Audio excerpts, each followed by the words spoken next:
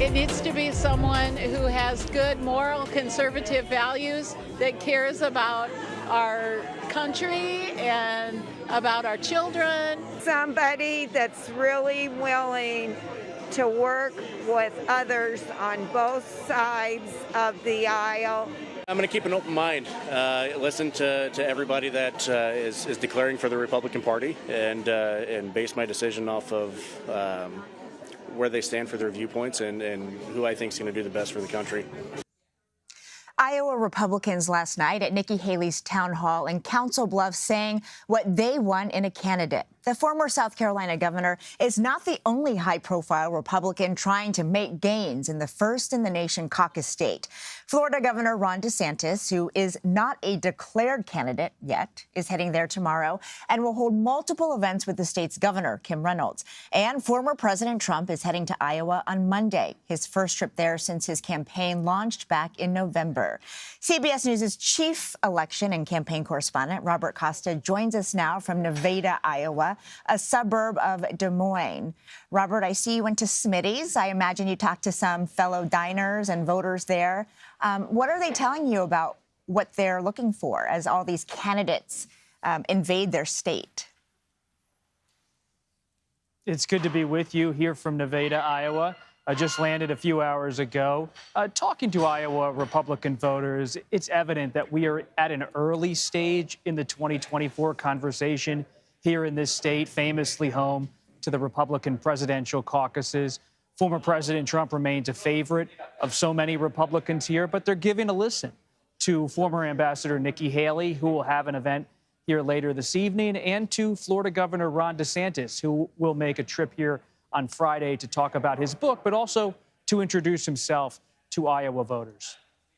Right. DeSantis is heading there tomorrow. He, has said this is just a book tour, but can it really be just a book tour with this big elephant in the room as we wait for him to formally enter the race, probably after the legislative session there in Florida is over?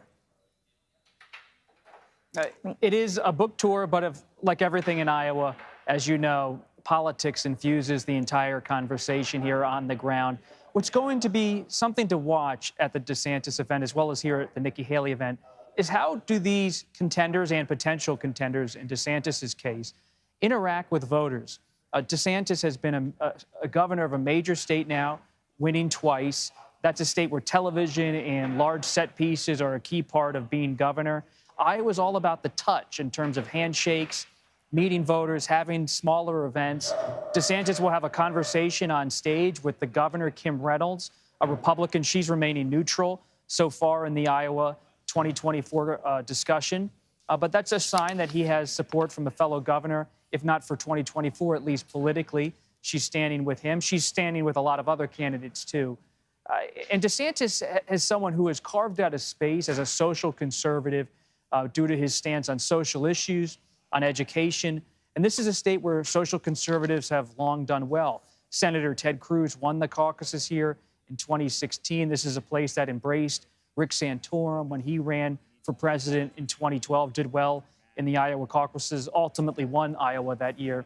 Could DeSantis be the favorite this time around? Perhaps, if he runs, but he will certainly face competition in that particular wing of the GOP from someone like former Vice President Mike Pence, who is expected to run and has long been someone close to evangelical Christian conservatives. Well, unlike Reynolds, one person who is not remaining neutral is former DHS official Ken Cuccinelli, who, of course, served under former President Trump. Let's take a listen to what he had to say today. America's future is Ron DeSantis. Ron DeSantis doesn't just talk, he acts. But most of all, he never backs down. Governor DeSantis, today I'm asking you to run for president. You've had our back, now we will have yours. It's time for fresh conservative leadership. Cuccinelli is one of the first Trump officials to formally endorse someone who is not Donald Trump. Is this significant? Does this open the door to others doing the same? It's significant in the sense that it's a sign of a trend we see among Republican activists and donors. Some of them, even if they have been previously aligned with former President Trump, want to give DeSantis a boost as he moves closer to his own 2024 campaign.